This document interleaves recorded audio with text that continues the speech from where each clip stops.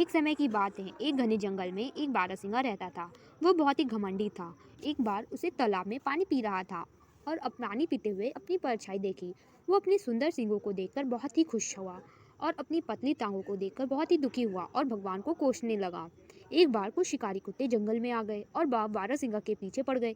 ये देखकर वो घबराकर दूर भाग गया। उसकी पतली टांगे ही उसकी भागने में सहायता कर रही थी।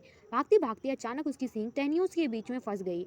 उसने अपनी सींगों के बाहर निकालने की बहुत कोशिश की, पर वह सींगों के बाहर न निकाल पाया, जिसके बाद उन शिकारी कुत्तों ने उसे घायल कर दिया और वो मरने की हालत में हो गया। मरते समय यही सोच रहा था, इन सुंदर सुंदर सी सींगों ने मुझे मरवाया है और मेरी पतली सी टांगों ने ही मुझे बचा सकती थी।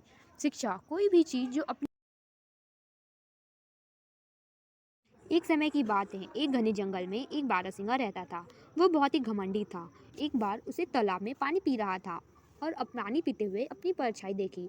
वो अपनी सुंदर सींगों को देखकर बहुत ही खुश हुआ और अपनी पतली टांगों को देखकर बहुत ही दुखी हुआ और भगवान को कोसने लगा। एक बार कुछ शिकारी कुत्ते जंगल में आ गए और बारहसिंगा के पीछे पड़ गए। ये देखकर वो घबराकर दूर भाग गया। उसकी पतली टांगे ही उसकी भागने में सहायता कर रही थी। भागते भागते अचानक उसकी सींग टहनियों के बीच में फंस गई।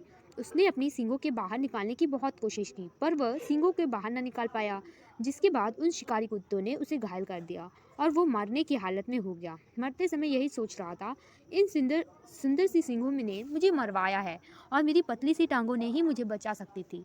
शिक्षा कोई भी चीज़ जो अपनी